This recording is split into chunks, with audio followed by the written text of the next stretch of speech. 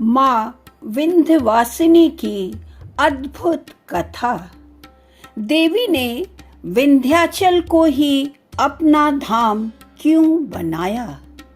कल्पना कीजिए, विंध्य पर्वत की ऊंची ऊंची पहाड़ियों के बीच एक ऐसा स्थान जहां आज भी लाखों श्रद्धालु अपनी मनोकामना लेकर पहुंचते हैं, जहां मंदिर की घंटियों के बीच गूंजता है जय मां विंध्यवासिनी। लेकिन क्या आपने कभी सोचा है, आखिर मां विंध्यवासिनी ने इसी स्थान को अपना निवास क्यों बनाया? वह कौन सी कथा है जिसके कारण प्रयागराज के आसपास का यह क्षेत्र भारत के सबसे पवित्र शक्ति धामों में गिना जाता है? और क्या आप जानते हैं कि विंध्याचल की कथा का संबंध केवल देवी से ही नहीं, बल्कि भगवान श्री कृष्ण के जन्म और कंस के अत्याचार से भी जोड़ा जाता है? आज की कहानी में हम जानेंगे मां विंध्यवासिनी के प्राकट्य की कथा, विंध्याचल आने की कथा और उस पवित्र त्रिकोण की कथा जिसमें 3 अलग अलग शक्ति रूपों का वास माना जाता है। तो आइए चलते हैं उत्तर प्रदेश के मिर्जापुर जिले में स्थित उस पवित्र भूमि पर जहां मां आज भी अपने भक्तों की पुकार सुनती है। कंस के अत्याचार का समय द्वापर युग का समय था। मथुरा पर अत्याचारी राजा कंस का शासन था। एक आकाशवाणी ने कंस को चेतावनी दी थी, देवकी का 8वां पुत्र ही तुम्हारे अंत का कारण बनेगा। यह सुनकर कंस भयभीत हो गया। उसने देवकी और वसुदेव को कारागार में बंद कर दिया। देवकी की एक एक संतान जन्म लेती और कंस उन्हें निर्दयता से मार देता। लेकिन 8वीं संतान के जन्म की रात कुछ ऐसा हुआ जिसे देखकर स्वयं वसुदेव भी आश्चर्यचकित रह गए। कारागार के सारे पहरेदार गहरी नींद में सो गए। दरवाजों की बेड़ियां अपने आप खुल गई और उसी रात भगवान श्री कृष्ण का जन्म हुआ। भगवान विष्णु के आदेश के अनुसार वसुदेव नवजात कृष्ण को लेकर गोकुल की ओर निकल पड़े। वहां नंद बाबा के घर उसी समय यशोदा माता ने एक कन्या को जन्म दिया था। वसुदेव ने श्री कृष्ण को वहां छोड़ दिया और उस कन्या को अपने साथ मथुरा ले आए। जब कंस को पता चला कि देवकी की 8वीं संतान जन्म ले चुकी है, तो वह तुरंत कारागार में पहुंचा। उसने उस नवजात कन्या को उठाया और जैसे ही उसे पत्थर पर पटकने वाला था, वह कन्या उसके हाथों से छूटकर आकाश में जा पहुंची। देवी का दिव्य रूप। कंस स्तब्ध रह गया। उस छोटी सी बालिका का रूप अचानक दिव्य हो गया। उसके हाथों में अस्त्र शस्त्र थे। वह तेजस्वी देवी के रूप में आकाश में प्रकट हुई और उन्होंने कंस से कहा, हे कंस, मुझे मारकर क्या प्राप्त करोगे? तुम्हारा संहार करने वाला जन्म ले चुका है। इतना कहकर देवी आकाश में विलीन हो गई। पौराणिक परंपराओं में इस देवी की पहचान योग माया दुर्गा के रूप में की जाती है और अनेक मान्यताओं में यही देवी आगे चलकर विंध्याचल में विंध्यवासिनी के रूप में विराजमान हुई। यही कारण है कि विंध्यवासिनी की कथा का संबंध श्री कृष्ण जन्म की कथा से भी जोड़ा जाता है। देवी विंध्याचल क्यों आई? अब प्रश्न उठता है, देवी ने विंध्याचल को ही अपना निवास क्यों बनाया? लोक मान्यता और धार्मिक परंपरा के अनुसार देवी ने विंध्य पर्वत क्षेत्र को अपना निवास बनाया और तभी से यह भूमि देवी की शक्ति से जुड़ी मानी जाने लगी। विंध्याचल की पहाड़ियों और गंगा के पवित्र तट के बीच स्थित यह क्षेत्र धीरे धीरे एक महान शक्तिधाम के रूप में प्रसिद्ध हुआ। आज यहाँ आने वाला भक्त केवल एक मंदिर के दर्शन नहीं करता, वह एक ऐसी परंपरा में प्रवेश करता है जो सदियों से चली आ रही है। विंध्याचल का सबसे बड़ा रहस्य 3 शक्तियां, लेकिन विंध्याचल की सबसे विशेष बात शायद यह है कि यहाँ देवी की उपासना केवल एक मंदिर तक सीमित नहीं है। यहाँ प्रसिद्ध है त्रिकोण परिक्रमा।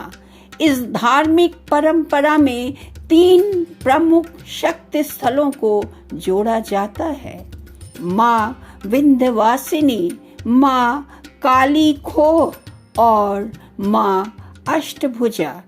मान्यता है कि इन तीनों शक्ति रूपों के दर्शन और परिक्रमा का विशेष धार्मिक महत्व है और यही कारण है कि विंध्याचल की यात्रा केवल दर्शन नहीं बल्कि एक शक्ति यात्रा मानी जाती है। माँ विंध्यवासिनी। सबसे पहले भक्त पहुँचते हैं माँ विंध्यवासिनी के धाम। यहाँ माँ को अत्यंत जागृत शक्ति के रूप में पूजा जाता है। भक्त अपनी मनोकामना लेकर आते हैं। कोई संतान की इच्छा लेकर आता है, कोई परिवार के सुख शांति के लिए, कोई अपने जीवन की कठिनाइयों से मुक्ति मांगने और कोई केवल माँ के दर्शन के लिए। लेकिन सबके मुख पर एक ही नाम होता है, जय माँ विंध्यवासिनी। काली खोह देवी का उग्र स्वरूप। विंध्याचल की दूसरी महत्वपूर्ण शक्ति है माँ काली खोह।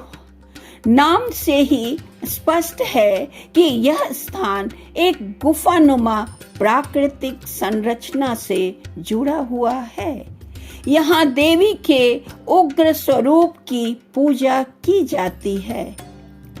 अंधेरी गुफा, दीपक की रोशनी, घंटियों की आवाज और चारों तरफ गूंजता हुआ जय माँ काली।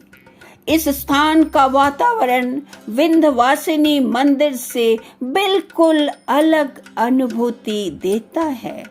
ऐसा लगता है जैसे देवी का एक रूप भक्त को माँ की ममता देता है और दूसरा रूप उसे बुराइयों से लड़ने की शक्ति देता है। अष्टभुजा देवी। त्रिकोण परिक्रमा का तीसरा महत्वपूर्ण पड़ाव है माँ अष्टभुजा।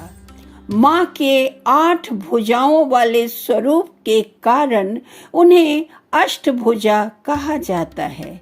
देवी के हाथों में विभिन्न अस्त्र शस्त्र हैं। यह स्वरूप देवी की उस शक्ति का प्रतीक माना जाता है जो संसार की रक्षा करती है और अधर्म का नाश करती है। और जब भक्त विंध्यवासिनी, फिर काली खो और फिर अष्टभुजा देवी के दर्शन करता है तो यह यात्रा मानो देवी के 3 अलग अलग स्वरूपों के दर्शन बन जाती हैं।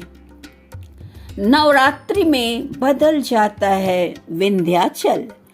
नवरात्रि के दिनों में विंध्याचल का वातावरण बिल्कुल अलग हो जाता है।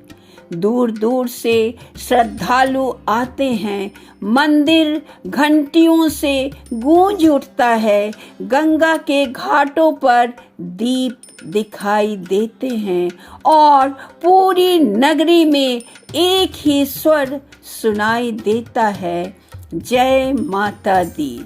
भक्तों के लिए यह केवल यात्रा नहीं होती, यह माँ के दरबार में अपनी पीड़ा सौंपने की यात्रा होती है।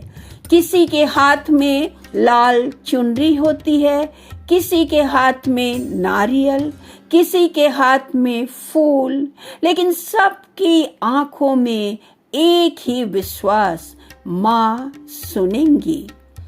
क्यों कहलाती हैं विंध्यवासिनी? माँ का नाम ही उनके निवास का परिचय देता है।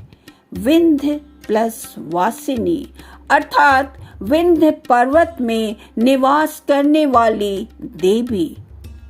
लेकिन इस नाम में केवल एक भौगोलिक स्थान छिपा हुआ नहीं है, इसमें एक आध्यात्मिक संदेश भी है। पर्वत स्थिर होता है, वह आंधियों में भी खड़ा रहता है और शायद यही कारण है कि विंध्यवासिनी की उपासना हमें भीतर से भी उतना ही मजबूत बनने की प्रेरणा देती है। माँ के दरबार में कोई छोटा बड़ा नहीं। विंध्याचल की सबसे सुंदर बात है, यहाँ माँ के सामने कोई राजा नहीं, कोई गरीब नहीं, कोई बड़ा नहीं, कोई छोटा नहीं, सब केवल माँ के बच्चे हैं।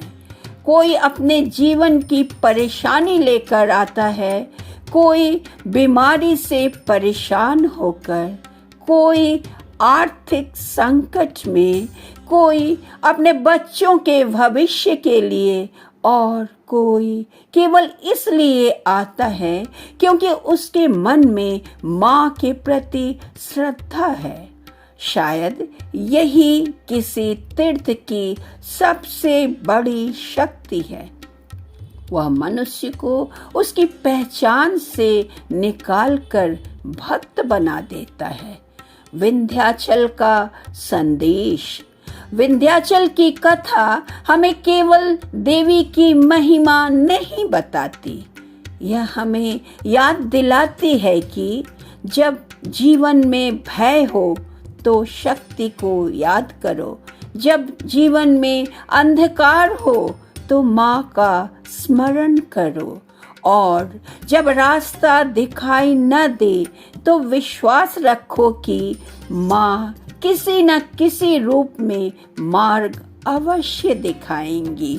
क्योंकि देवी केवल मंदिर में नहीं होती, वह उस विश्वास में होती है जो टूटते हुए इंसान को फिर से खड़ा कर देता है। तो अगली बार जब आप प्रयागराज से विंध्याचल की ओर जाएं और गंगा के किनारे से गुजरते हुए विंध्य पर्वतों को देखें तो शायद आपको यह भूमि पहले जैसी दिखाई न दे, क्योंकि अब आप जानते हैं कि यह केवल पहाड़ों और मंदिरों की भूमि नहीं है, यह वह भूमि है जहाँ माँ विंध्यवासिनी के रूप में शक्ति की आराधना की जाती है, जहाँ काली खोह में माँ का उग्र स्वरूप विराजमान है, जहाँ अष्टभुजा देवी की शक्ति भक्तों को आशीर्वाद देती है और जहाँ सदियों से लाखों लोग अपनी आशाएं लेकर आते रहे हैं।